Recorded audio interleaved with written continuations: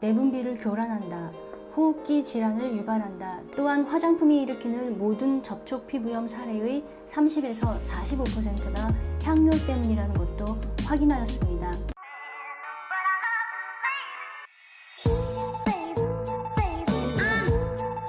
안녕하세요. 화장품 비평가 최지연입니다. 화장품 성분 중에 꼭 들어가야 할 필요는 없지만 제품의 상품성을 위해 그리고 소비자의 취향과 심리적 만족을 위해 들어가는 성분이 있습니다. 뭘까요? 바로 향료입니다. 향료는 지난 수십 년간 화장품 산업에서 안전하게 써왔습니다. 그런데 최근 10여 년 사이 화장품 안전을 걱정하는 소비자들 사이에서 가장 기피하는 성분이 되었습니다. 향료가 알레르기를 일으킨다, 내분비를 교란한다, 호흡기 질환을 유발한다 등등 많은 말들이 있습니다. 그래서 오늘은 향료에 대한 대표적인 오해를 바로잡는 영상을 준비했습니다. 향료의 유해성을 주장할 때 많은 전문가들이 EWG의 유해도 점수를 인용합니다. 가장 위험한 성분임을 뜻하는 빨간 점수를 받았다는 것입니다. 하지만 EWG는 신뢰할 만한 정보가 아니에요. 유해도를 판단하는 기준이 매우 비과학적이기 때문입니다. EWG의 향료 페이지를 보면 알레르기와 면역 독성이 고위험으로 표시되어 있고 근거가 된 자료가 소개되어 있습니다. 달랑 3개가 전부입니다. 첫 번째 자료는 유럽 화장품 및 비식품과학위원회가 1999년 발표한 향료 알레르기에 대한 의견서입니다. EWG는 이 의견서의 결론이 향료가 위험한 물질이라는 것을 증명한 것처럼 적어 놓았습니다. 그러나 논문을 살펴보면 완전히 다른 내용입니다. 이 논문은 접촉 피부염 환자 집단에서 화장품 속 향료가 알레르겐으로 작용하는 확률이 얼마인지를 검토하였고 3에서 7%에 이르는 높은 수준이라는 것을 확인하였습니다. 또한 화장품이 일으키는 모든 접촉 피부염 사례의 30에서 45%가 향료 때문이라는 것도 확인하였습니다. 이런 이유로 이 논문은 접촉 피부염 환자들을 위해 원인 물질이 무엇인지 알아내는 정확한 진단 시스템이 필요하며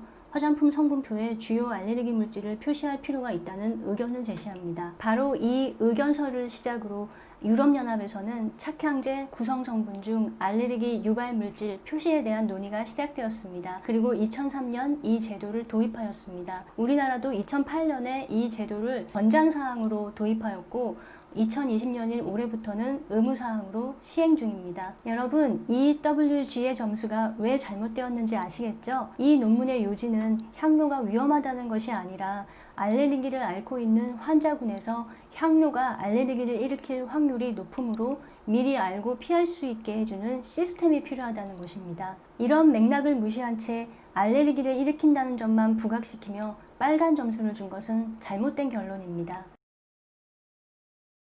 향료가 대표적인 알레르기 유발물질인 것은 맞습니다. 그러나 향료를 바른다고 해서 없던 알레르기가 아무에게나 생기는 것은 아닙니다. 오직 특정 향기 물질에 알레르기가 있는 사람이 그 물질이 들어있는 향료를 바를 때에만 알레르기가 일어납니다. 향료는 알레르기 환자군에서 3에서 7%가 반응을 보입니다. 그러나 일반 사람들을 대상으로 한 실험에서는 반응을 보이는 확률이 훨씬 낮습니다. 덴마크에서 무작위로 모집한 약 570명을 대상으로 패치 테스트를 했을 때 반응을 보인 사람은 1.1%였습니다. 또 이탈리아에서 실시한 실험에서도 피부염을 앓는 여성 환자들은 3.1%가 반응을 보였지만 피부염이 없는 여성들은 1.3%만 반응을 보였습니다. 향료 알레르기 패치 테스트는 알레르기를 가장 잘 일으키는 것으로 알려진 9가지 물질을 1에서 5%의 고농도로 믹스해 놓은 것입니다. 이 물질들은 세계 향료협회의 규약에 따라 화장품에는 이보다 훨씬 낮은 농도로 사용량이 제한됩니다. 또한 화장품 회사들이 사용하는 실질적인 함량은 그보다 더 낮습니다. 따라서 현실에서 실제로 화장품으로 인해 알레르기가 일어나는 경우는 매우 드문 일입니다. 임산부와 아기는 향료가 들어있는 제품을 반드시 피해야 한다고 주장하는 전문가들이 있습니다. 바로 이런 이유로 바이오 오일과 존슨즈 베이비 오일을 나쁜 오일이라고 평가하는 전문가들이 있습니다. 두 제품은 각각 임산부용 그리고 아기용으로 개발된 제품인데 향료가 들어있으므로 불합격이라는 것입니다. 그러나 미국 임신기 협회의 설명은 다릅니다. 임신기에는 향료를 반드시 피해야 한다는 과학적 근거는 전혀 없습니다. 오히려 일부 향은 임신기의 입덧을 완화하는 데 도움이 되고 기분을 조절하는 효과도 있다고 합니다. 특히 오렌지, 레놀리, 만다린 등 시트러스 계열의 향이 임산부들 사이에서 인기가 높다고 합니다. 그리고 임신기에는 향수의 강한 향기에 구역질이나 두통을 느끼는 경우가 있는데 이럴 때도 향수 대신 향이 약한 바디오일, 바디스프레이, 로션 등을 이용하면 구역질을 오히려 완화하고 기분도 좋아진다고 조언합니다.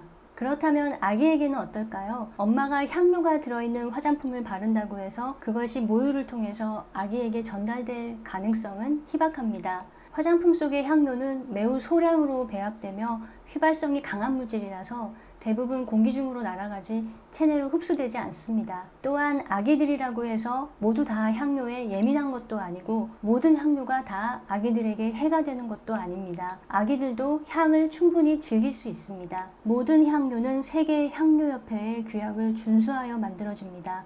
이 규약은 아기부터 어른, 피부가 민감한 사람 등을 모두 고려하여 만든 기준이라서 매우 과민한 피부이거나 알레르기를 타고난 아기가 아니라면 문제없이 즐길 수 있습니다.